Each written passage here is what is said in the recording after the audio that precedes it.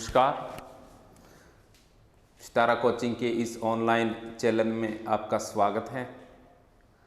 इससे पहले हमने बीकानेर के राठौड़ वंश के शासकों का अध्ययन किया था और आज हम पढ़ेंगे बीकानेर के राठौड़ वंश के शासकों से संबंधित आज तक की जो भर्ती परीक्षा में कौन कौन से प्रश्न आए थे उनका हम अध्ययन करेंगे।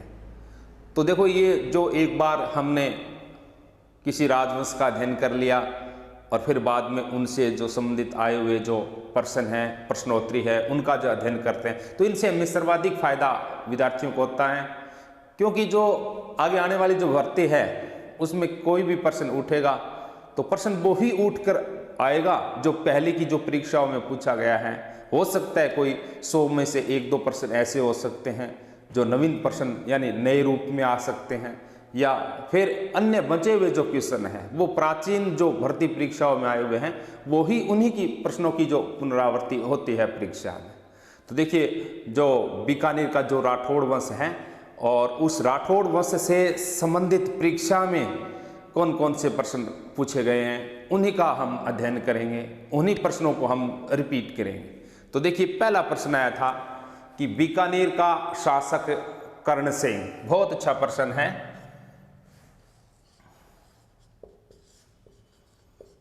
बीकानेर का शासक कर्ण सिंह किन 2 मुगल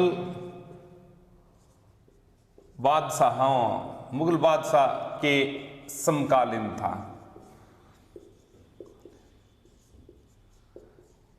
ये प्रश्न परीक्षा में पूछा गया था कि बीकानेर का जो शासक कर्ण सिंह है, यानी बीकानेर का जो शासक कर्ण सिंह है वो किन 2 मुगल बादशाहों के समकालीन था, यानी किन 2 मुगल बादशाहों के समकालीन था। तो ये देखो, ये प्रश्न आया था भर्ती परीक्षा यानी जयन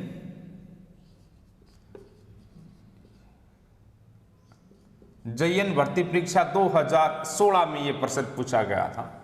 जयन भर्ती परीक्षा 2016 में ये प्रश्न पूछा गया था कि जो बीकानेर का जो शासक कर्ण सिंह है वो किन 2 मुगल बादशाहों के समकालीन था। तो ये अकबर और जहांगीर, अकबर और जहांगीर के समकालीन था। अकबर और जहांगीर के समकालीन बीकानेर का कौन सा शासक था? तो अकबर और जहांगीर के समकालीन जो बीकानेर का जो शासक था वो शासक कर्ण सिंह था। बहुत अच्छा प्रश्न है, आगे आने वाली परीक्षा में भी इनकी पुनरावृत्ति हो सकती है। ये परीक्षा में पूछा जा सकता है आगे आने वाली भी परीक्षाओं में। इनके बाद में जो सेकंड प्रश्न आया था कि महाराजा गंगा सिंह,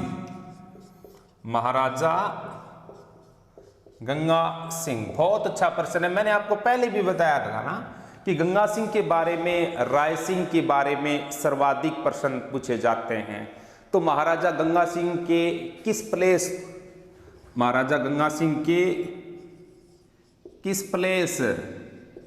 प्लेस का निर्माण अंग्रेजों द्वारा किया गया। तो महाराजा गंगा सिंह ने बीकानेर में एक प्लेस का निर्माण करवाया था और उस प्लेस का जो रूपरेखा है और उस प्लेस का जो निर्माण कार्य है वो अंग्रेजों के द्वारा तैयार करवाया गया था। वो प्लेस कौन सा था, परीक्षा में पूछा गया था। यानी ये प्रश्न आया था भर्ती परीक्षा, नगर पालिका भर्ती परीक्षा 2016, नगर पालिका भर्ती परीक्षा 2016 में ये प्रश्न पूछा गया था कि महाराजा गंगा सिंह के किस प्लेस का निर्माण अंग्रेजों द्वारा किया गया था। तो वो महाराजा गंगा सिंह के पिता का नाम लाल सिंह था, यानी महाराजा गंगा सिंह था, इसके पिता का नाम था लाल सिंह, यानी महाराजा गंगा सिंह के पिता का नाम लाल सिंह था और महाराजा गंगा सिंह ने अपने पिता लाल सिंह की याद में लालगढ़ प्लेस का निर्माण करवाया था। लालगढ़ प्लेस, लालगढ़ प्लेस, तो लालगढ़ प्लेस है, जो लालगढ़ प्लेस है वो राजस्थान के बीकानेर जिले में है और लालगढ़ प्लेस का निर्माण गंगा सिंह ने किया था। लेकिन जो इसका रूपरेखा है, इस प्लेस के जो निर्माण की अधिकांश प्रक्रिया है वो अंग्रेजों द्वारा पूरी की गई। तो ये प्रश्न भी भर्ती परीक्षा में पूछ लिया गया है। इसके बाद में चलते हैं तो जूनागढ़ दुर्ग,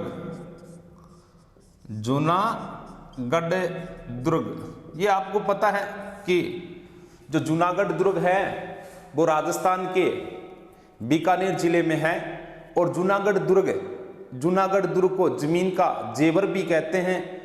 और जूनागढ़ दुर्ग की जो निर्माण प्रक्रिया है वो बीका के शासनकाल में शुरू हुई थी और जूनागढ़ दुर्ग का जो वास्तविक निर्माता माना जाता है वो राय सिंह को माना जाता है।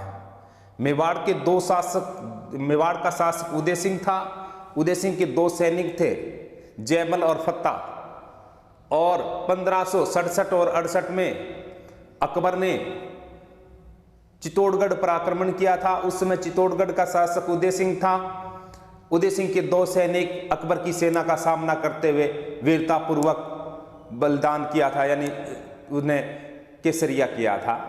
इसकी वीरता से प्रसन्न होकर अकबर ने बीकानेर के जो जूनागढ़ दुर्ग है, इस जूनागढ़ दुर्ग में उन दोनों सैनिकों की हाथियों पर सवार मूर्तियां बनवाई थे। वो मूर्तियां जयमल और फत्ता के थे। तो जिस प्रकार जूनागढ़ परीक्षा में पूछा गया था कि जूनागढ़ दुर्ग का मुख्य द्वार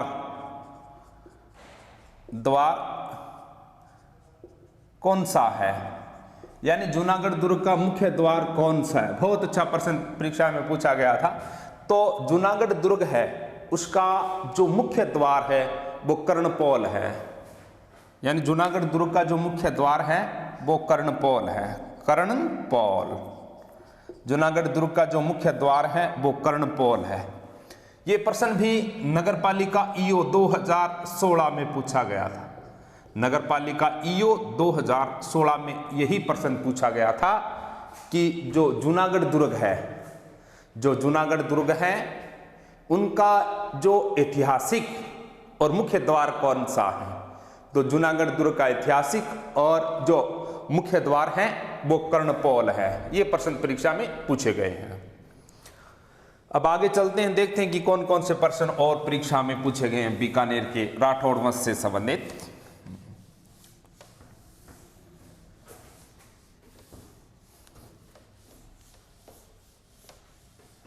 इसके बाद में जो भर्ती परीक्षा 2011 में जो पटवार की भर्ती हुई थी उसमें प्रश्न पूछा गया था कि बीकानेर के किस शासक ने गिरी सुमेल के युद्ध में, मैंने पहले भी बताया था आपको ये पढ़ाते समय कि ये प्रश्न बहुत ज्यादा महत्वपूर्ण है और आगे आने वाली परीक्षा में भी ये प्रश्न पूछा जा सकता है। इसका बहुत ज्यादा चांस है पूछने का कि जिस प्रकार 1544 में गिरी सुमेल का युद्ध हुआ था, गिरी सुमेल, यानी 1544 में गिरी सुमेल का युद्ध हुआ था। इसी गिरी सुमेल के युद्ध को जेतारण का युद्ध भी कहते हैं। गिरी सुमेल जेतारण, यानी 1544 में गिरी सुमेल अर्थात जेतारण का युद्ध हुआ था। जेतारण का युद्ध हुआ था, गिरी सुमेल अर्थात जेतारण का युद्ध हुआ था। यह युद्ध मालदेव प्लस शेरशाह सूरी के बीच में हुआ था। मालदेव और शेरशाह सूरी के बीच में हुआ था। अब जो जेतारण का जो युद्ध हुआ था, जो गिरी सुमेल का युद्ध हुआ था, इस युद्ध में बीकानेर के एक शासक ने, यानी जेतारण के युद्ध में यानी गिरी सुमेल के युद्ध में बीकानेर के एक शासक ने शेरशाह सूरी की सहायता की थी। बीकानेर के एक शासक ने शेरशाह सूरी की सहायता की थी। उस शासक का नाम क्या था, यह था परीक्षा में भी 1544 में गिरी सुमेल का युद्ध हुआ था, उसमें बीकानेर के किस शासक ने शेरशाह सूरी की सहायता की थी? तो शेरशाह सूरी की सहायता करने वाला जो शासक था, शेरशाह सूरी की सहायता करने वाला शासक था, उसका नाम कल्याण सिंह था। कल्याण सिंह, यानी शेरशाह सूरी की सहायता करने वाला शासक कल्याण सिंह था। कल्याण सिंह ने शेरशाह सूरी की सहायता की थी, यानी जैसलमेर, गिरी सुमेल और जैतारण के युद्ध में। और इस युद्ध में जैसे ही शेरशाह सूरी विजय हो जाता है, तो बीकानेर राज्य, यानी जिस प्रकार कल्याण सिंह से पहले यानी बीकानेर पर मालदेव का अधिकार था, क्योंकि मालदेव और रावजेतसी के बीच 1541 में साहेबा पाहेबा का युद्ध हुआ था, और साहेबा पाहेबा के युद्ध में रावजेतसी मारा गया, अर्थात बीकानेर पर शेरशाह सूरी का अधिकार हो गया। उसके बाद बीकानेर का शासक बना था मालदेव, यानी बीकानेर पर मालदेव का अधिकार हुआ। मालदेव और शेरशाह सूरी के बीच गिरी सुमेल का युद्ध हुआ, तब बीकानेर के शासक कल्याणमल ने शेरशाह सूरी की सहायता की थी, और शेरशाह सूरी विजय हुआ था। विजय होने के बाद शेरशाह सूरी ने कल्याणमल को बीकानेर राज्य पुनः दे दिया था। तो ये प्रश्न पूछा गया था पटवार 2011 में। पटवार 2011 में ये प्रश्न पूछा गया था कि 1544 में मालदेव और शेरशाह सूरी के बीच गिरी सुमेल का युद्ध हुआ था, और इस युद्ध में बीकानेर के किस शासक ने शेरशाह सूरी की सहायता की थी? तो शेरशाह सूरी की सहायता करने वाला शासक कल्याणमल था। इसके बाद परीक्षा में पूछा गया था कि बीकानेर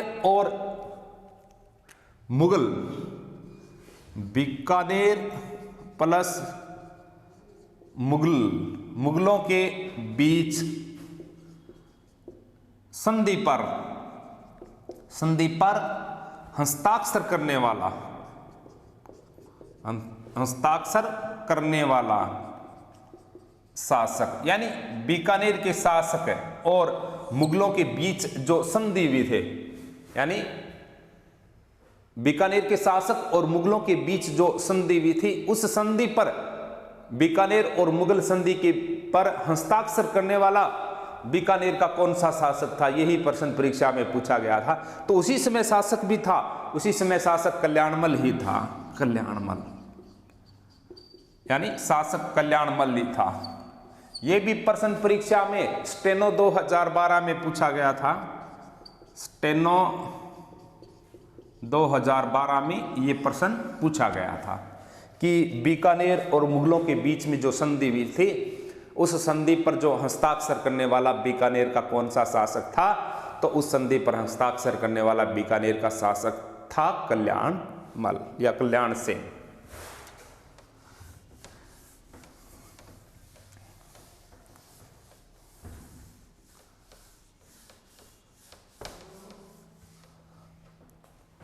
इसके बाद में बीकानेर के किस शासक ने, बहुत अच्छा प्रश्न है, ये परीक्षा में बहुत बार आया है ये प्रश्न। बीकानेर के किस शासक ने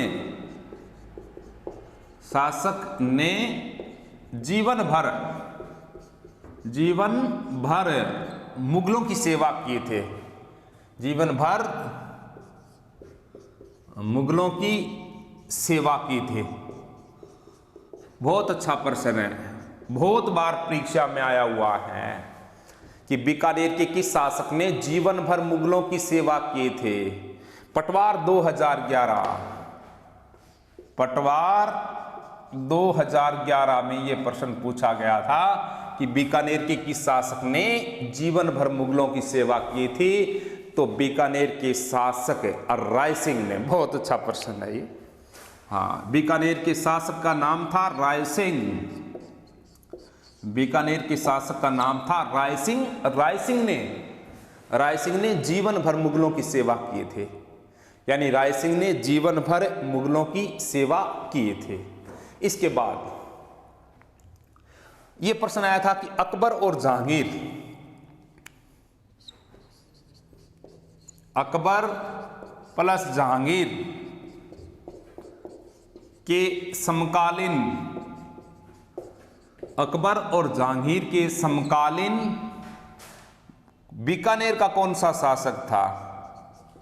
बीकानेर का कौन सा शासक था?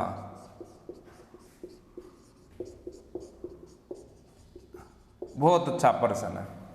अकबर और जहांगीर के समकालीन, यानी अकबर और जहांगीर की दो मुगल बादशाहों की सेवा करने वाला बीकानेर का कौन सा शासक था? तो जो दो मुगल बादशाहों की सेवा करने वाला शासक राय सिंह था।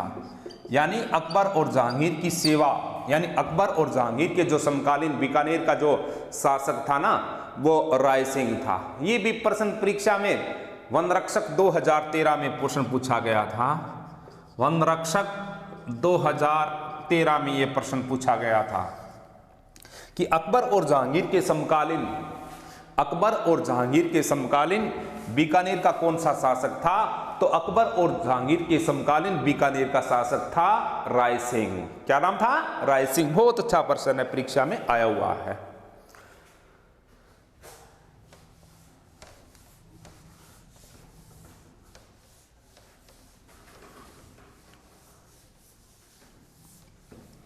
इसके बाद कौन सा प्रश्न पूछा गया था कि मतीरे की राड़ किन किन के बीच में हुए थे? बहुत अच्छा प्रश्न है। हाँ, मतीरे की राड़ किन किन के बीच हुई थी? बहुत अच्छा प्रश्न है।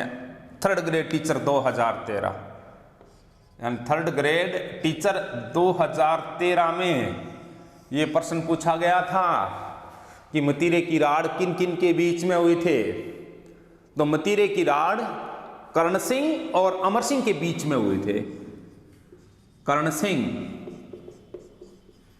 प्लस अमर सिंह के बीच, कर्ण सिंह और अमर सिंह के बीच मतीरे की राड़ हुई थी। बहुत अच्छा प्रश्न है कि मतीरे की राड़ किन किन के बीच में हुई थी? तो मतीरे की राड़ कर्ण सिंह और अमर सिंह के बीच में हुए थे। आ सकता है, दोबारा भी आ सकता है। ये प्रश्न अच्छा प्रश्न है परीक्षा की दृष्टि से। आगे देखो, बीकानेर रियासत के, बीकानेर रियासत के बहुत अच्छा है, बहुत बढ़िया प्रश्न है, परीक्षा में आ भी सकता है कि बीकानेर रियासत के भारत संघ के विलय पत्र पर हस्ताक्षर करने वाला शासक, बीकानेर रियासत के भारत संघ के विलय पत्र पर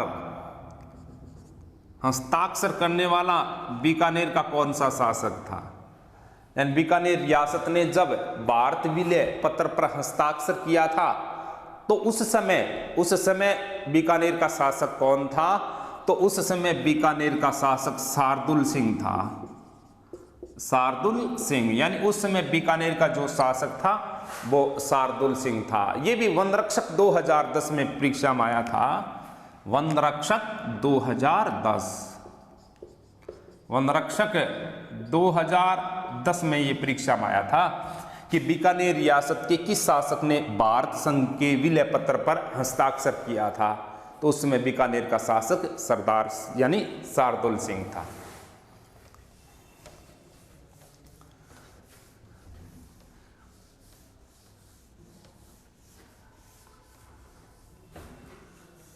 अब इनके बाद पढ़ते हैं तो जूनागढ़ दुर्ग का वास्तविक निर्माता किसे माना गया है? BSTC 2008, जूनागढ़ दुर्ग का वास्तविक निर्माता, यानी जूनागढ़ दुर्ग का वास्तविक निर्माता कौन था?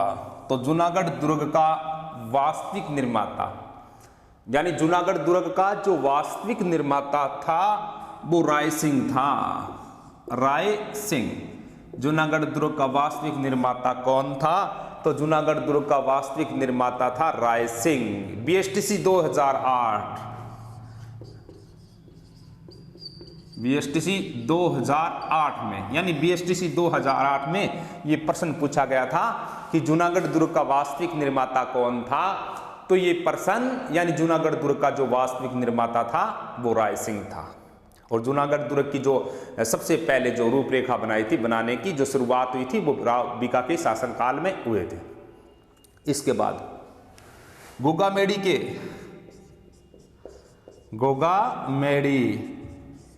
के मंदिर का निर्माता कौन था। तो देखो गोगामेड़ी का मंदिर है, गोगामेड़ी के मंदिर की जो रूपरेखा तैयार की थी सबसे पहले वो फिरोज शाह तुगलक ने की थी। फिरोज शाह तुगलक ने गोगा जी के मंदिर को मस्जिद का रूप दिया था, लेकिन उस समय यानी उस मस्जिद को तोड़कर महाराजा गंगा सिंह ने मंदिर का रूप दे दिया था। तो गोगामेड़ी के मंदिर का निर्माता किसे माना जाता है, तो गोगामेड़ी के मंदिर का निर्माता महाराजा गंगा सिंह था। महाराजा गंगा सिंह, गोगामेड़ी के मंदिर का निर्माता महाराजा गंगा सिंह था। तो महाराजा गंगा सिंह, ये प्रश्न आया था हॉस्टल वार्डन 2008, हॉस्टल वार्डन 2008 में, हॉस्टल वार्डन 2008 की वैकेंसी में यह प्रश्न पूछा गया था कि जो गोगामेड़ी का मंदिर है उसका निर्माता कौन था। तो गोगामेड़ी के मंदिर का निर्माण महाराजा गंगा सिंह ने करवाया था। इसके बाद अगला जो प्रश्न पूछा गया था कि बीकानेर का प्राचीन नाम क्या था। बीकानेर का प्राचीन नाम, तो बीकानेर का जो प्राचीन नाम है यानी बीकानेर का प्राचीन नाम क्या था। तो दोस्तों बीकानेर का जो प्राचीन नाम है वो जांगल प्रदेश है, जांगल प्रदेश, यानी बीकानेर का जो प्राचीन नाम है वो जांगल प्रदेश है। ये राजस्थान पुलिस 2001 में प्रश्न पूछा गया था। यही प्रश्न यानी राजस्थान पुलिस 2001 में ये प्रश्न पूछा गया था, 2001 में ये प्रश्न पूछा गया था कि बीकानेर का प्राचीन नाम क्या है। तो बीकानेर का जो प्राचीन नाम है वो जांगल प्रदेश है।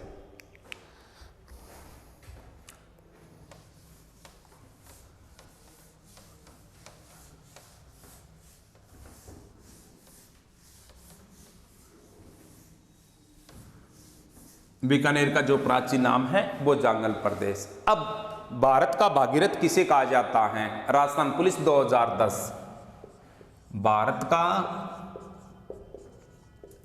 भागीरथ, भारत का भागीरथ किसे कहा जाता है, कहा जाता है। तो भारत का जो भागीरथ है वो महाराजा गंगा सिंह है, महाराजा गंगा सिंह, यानी जो भारत का जो भागीरथ कहा जाता है वो महाराजा गंगा सिंह को कहा जाता है, भारत का भागीरथ। तो भारत का भागीरथ महाराजा गंगा सिंह को माना जाता है। इसके बाद में परीक्षा में पूछा गया था कि तीनों गोलमेज सम्मेलनों में, तीनों गोलमेज सम्मेलन में, तीनों गोलमेज सम्मेलनों में भाग लेने वाला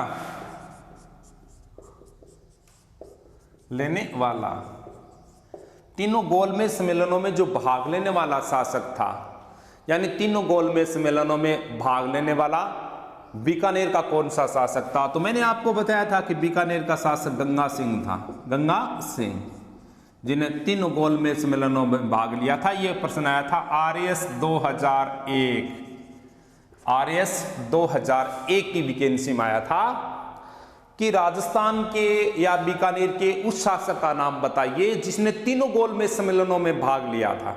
तो प्रथम गोलमेज सम्मेलन 1930, दूसरा 1931 और तीसरा 1932। ये तीनों गोलमेज सम्मेलन लंदन में हुए थे। कहां? लंदन में। और तीनों गोलमेज सम्मेलनों में जो राजस्थान की तरफ से राजस्थान का जो प्रतिनिधित्व किया था वो गंगा सिंह था, यानी तीनों गोलमेज सम्मेलनों में भाग लेने वाला बीकानेर का शासक गंगा सिंह था। इसके बाद परीक्षा में पूछा गया था कि Shardul sports school, Shardul sports school, Shardul sports school Rajasthan police 2011, भी राजस्थान पुलिस 2011 में यह प्रश्न पूछा गया था कि शार्दुल स्पोर्ट्स स्कूल कौन से जिले में है, तो शार्दुल स्पोर्ट्स स्कूल बीकानेर में है, ये बीकानेर में है। Shardul sports school Bikaner, Shardul sports school है वो राजस्थान के बीकानेर जिले में। बहुत अच्छा प्रश्न है। इसके बाद आगे चलते हैं, कौन सा प्रश्न।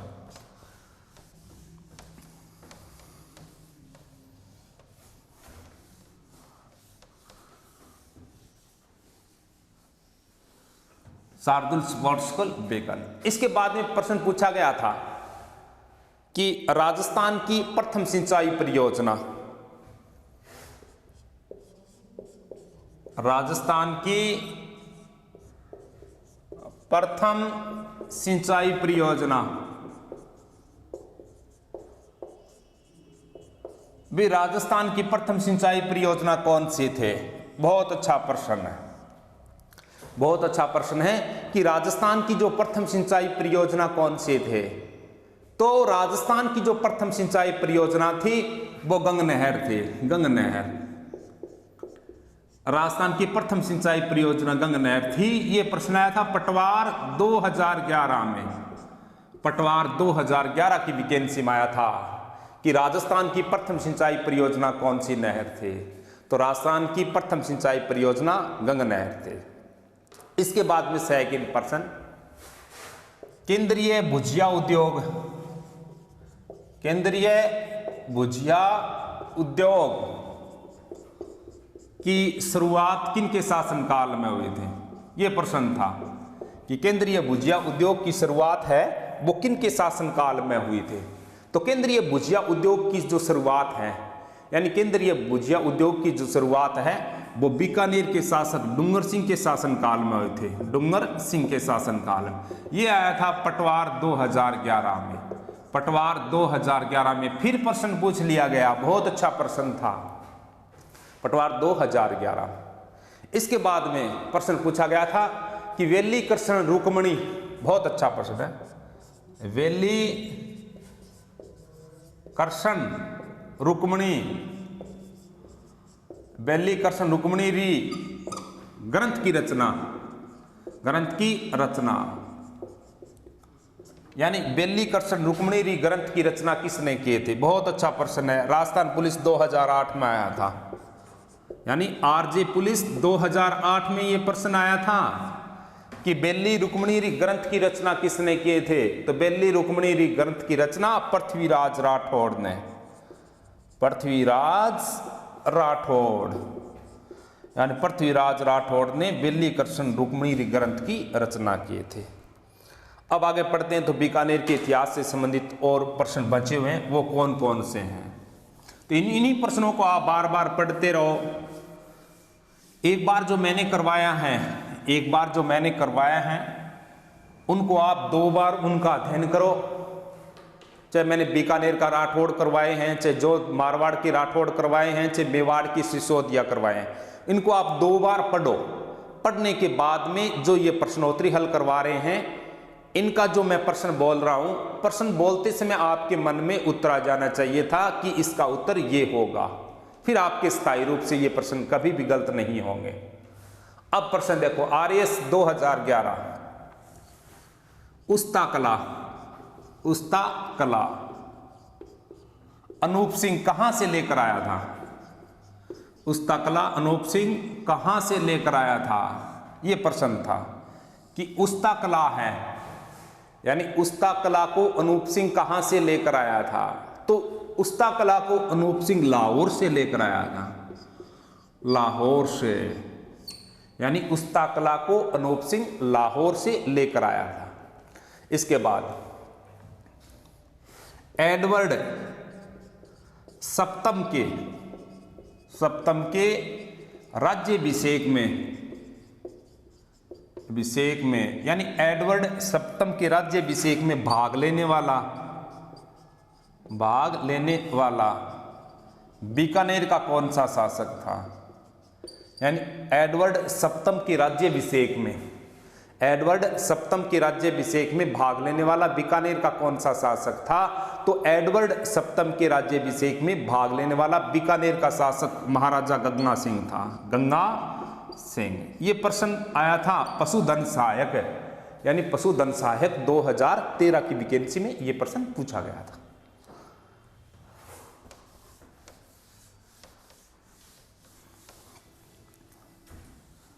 इसके बाद बीकानेर चित्रशैली की शुरुआत किनके शासनकाल में हुई थे, यानी बीकानेरी जो चित्रशैली है उनकी शुरुआत किनके शासनकाल में हुई थे। तो बीकानेरी चित्रशैली की शुरुआत, यानी बीकानेरी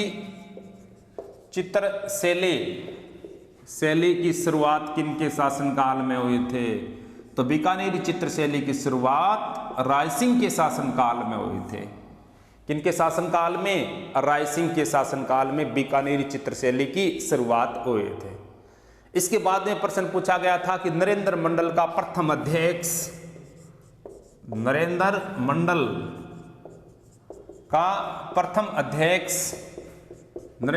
का प्रथम अध्यक्ष स्टेनो 2012 की परीक्षा में पूछा गया था कि नरेंद्र मंडल का प्रथम अध्यक्ष, तो नरेंद्र मंडल का प्रथम अध्यक्ष महाराजा गंगा सिंह था।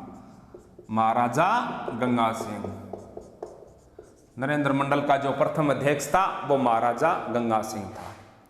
इसके बाद में पूछा गया था कि राव जेतसिरो छंद नगरपालिका ईओ 2016, राव जेतसिरो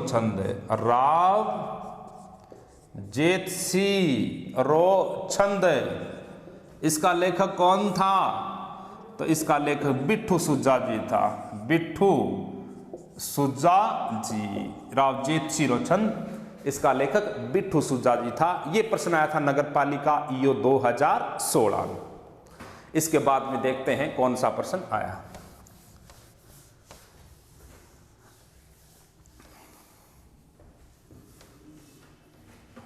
इसके बाद में खानवा के युद्ध में भाग लेने वाला बीकानेर का शासक, यानी खानवा के युद्ध में भाग लेने वाला, यानी खानवा के युद्ध में भाग लेने वाला बीकानेर का कौन सा शासक था? तो खानवा के युद्ध में भाग लेने वाला बीकानेर का शासक कल्याणमल था। कल्याणमल, यानी खानवा के युद्ध में भाग लेने वाला बीकानेर का जो शासक था वो कल्याणमल था। इसके बाद में बीएसटीसी 2008 में प्रश्न पूछा गया था कि मुगल दरबार का स्तंभ, मुगल दरबार का स्तंभ किसे माना जाता है? तो मुगल दरबार का स्तंभ था वो राय सिंह था।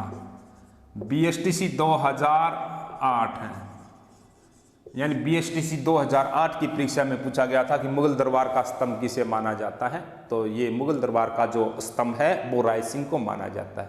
उसके बाद पूछा गया था कि चूहों की देवी कौन सी है? चूहों की देवी कौन सी है? तो चूहों की देवी करणी माता है। करणी माता। राजस्थान पुलिस 2014 में ये प्रश्न पूछा गया था। राजस्थान पुलिस 2014 में ये प्रश्न पूछा गया था कि चूहों की देवी कौन है? तो चूहों की देवी करणी माता। साहित्य जगत, राजस्थानी साहित्य जगत में, राजस्थानी साहित्य जगत में पित्थल का अर्थ क्या है? पित्थल का, तो देखो पत्थल और पित्थल, पत्थल और पित्थल, इसका जो ग्रंथ है ये इसका रचयिता था वो कन्हैयालाल सेठिया था। कन्हैयालाल सेठिया, यानी पत्थल और पित्थल ग्रंथ का जो रचयिता था वो कन्हैयालाल सेठिया था। साहित्य जगत में पत्थल का अर्थ महाराणा प्रताप और पित्थल का अर्थ पृथ्वीराज राठौड़, यानी राजस्थानी साहित्य जगत में पित्थल किसे कहा जाता है? तो पृथ्वीराज राठौड़ को, पृथ्वीराज राठौड़ को। तो जिस प्रकार बीकानेर के इतिहास से संबंधित आज तक की जो भर्ती परीक्षा में जो प्रश्न पूछे गए थे वो मैंने आपको हल करवा दिए हैं। आप इनको ज़्यादा से ज़्यादा पढ़ो, चैनल को लाइक करो, सब्सक्राइब करो, शेयर करो और इसको बार बार आप पढ़ते रहो। थैंक्स, धन्यवाद। आगे की जो क्लास है उसमें हम मिलेंगे भाटी वंश, यानी राजस्थान का भाटी वंश।